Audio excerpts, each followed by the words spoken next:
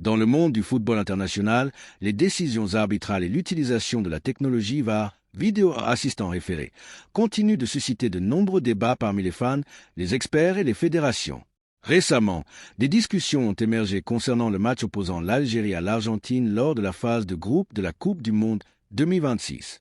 Selon des sources médiatiques, notamment les interventions du journaliste sportif algérien Hafid Deradji, la Fédération internationale de football association, FIFA, aurait examiné des réclamations officielles déposées par la Fédération algérienne de football, FF.A1B 270. Ce document vise à explorer en profondeur ces éléments en adoptant un ton neutre et factuel, adapté à une narration YouTube respectueuse des règles de la plateforme. Nous remplacerons les termes potentiellement sensibles par des formulations plus modérées comme incident controversé, décision arbitrale discutée, possible dysfonctionnement ou examen vidéo. L'objectif est d'atteindre environ 2000 mots en développant le contexte, les implications sportives, les aspects techniques et les perspectives plus larges, tout en maintenant l'objectivité. Contexte du match et de la réclamation. Le match en question s'est déroulé le 16 juin 2026, avec un score final de 0-3 en faveur de l'Argentine. Comme souvent dans les grandes compétitions, plusieurs actions sur le terrain ont fait l'objet d'analyses approfondies. La FAF a transmis un dossier à la FIFA, mettant en avant certaines situations qui, selon eux, méritaient un examen plus attentif par les officiels vidéo. Hafid Deradji, dans une vidéo sur sa chaîne YouTube, a partagé des informations selon lesquelles l'instance internationale aurait reconnu un possible manque de précision dans le traitement de certaines actions par l'équipe en charge de la VAR. Des mesures correctives auraient été prises à l'égard des arbitres vidéo impliqués, sans toutefois modifier le résultat du match. Cela illustre comment la FIFA gère les retours post-match pour améliorer la qualité de l'arbitrage. BFCD 5. Détails sur l'organisation du système VAR pour le Mondial 2026.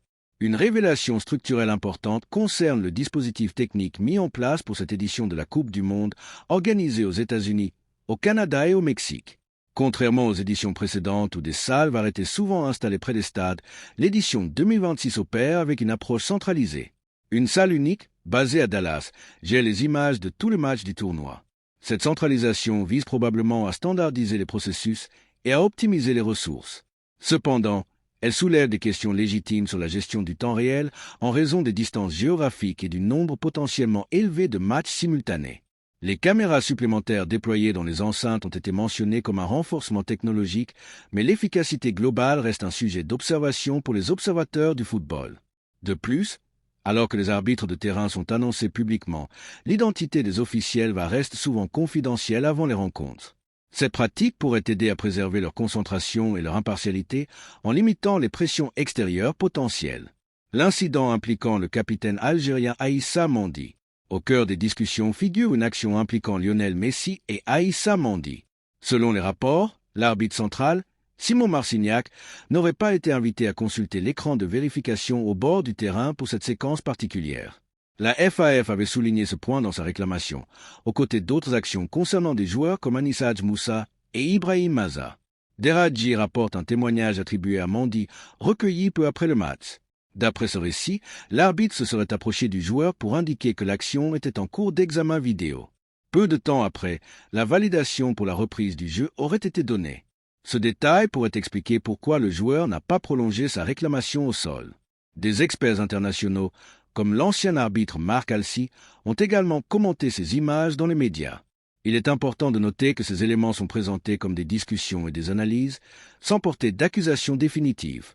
Le football est un sport dynamique où les interprétations peuvent varier. Développement, implication pour l'équipe algérienne. Les Verts, surnom de l'équipe nationale algérienne, se retrouvent dans une position délicate au sein du groupe J après cette rencontre. Cependant, la reconnaissance par la FIFA d'un possible manque de précision dans le processus vidéo représente une forme de validation partielle de leur démarche. Cela n'altère pas le score, mais peut influencer la préparation morale et stratégique pour les matchs suivants. L'Algérie bénéficie également d'une représentation dans le corps arbitral du tournoi avec Mustapha Gorbal et ses assistants, ce qui témoigne de la confiance accordée par la FIFA aux officiels africains. Pour atteindre une analyse plus complète, considérons le rôle croissant de la technologie dans le football moderne. Depuis l'introduction du VAR en 2018 lors de la Coupe du Monde en Russie, de nombreux ajustements ont été apportés. La centralisation à Dallas marque une évolution significative, potentiellement inspirée par des besoins logistiques pour un tournoi multipays. Analyse technique du système centralisé. Imaginons les défis.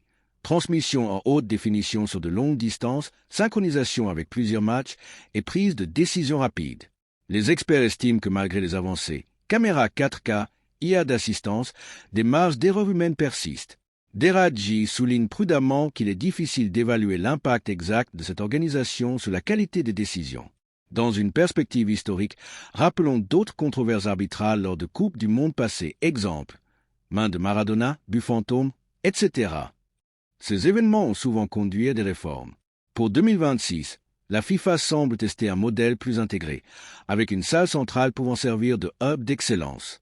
Perspective et débat plus large sur l'arbitrage. La controverse autour de ce match s'inscrit dans un débat plus vaste sur la crédibilité du système arbitral. Depuis le début du tournoi, plusieurs rencontres ont vu des erreurs manifestes discutées publiquement. Cependant, le nombre de réclamations officielles reste mesuré, ce qui suggère une confiance globale tout en soulignant des points d'amélioration. Les fans algériens, passionnés et attachés à leur équipe, expriment souvent leur déception de manière vive sur les réseaux.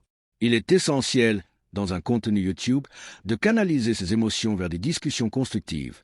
Plaidoyer pour plus de transparence, formation continue des arbitres ou intégration accrue de la technologie.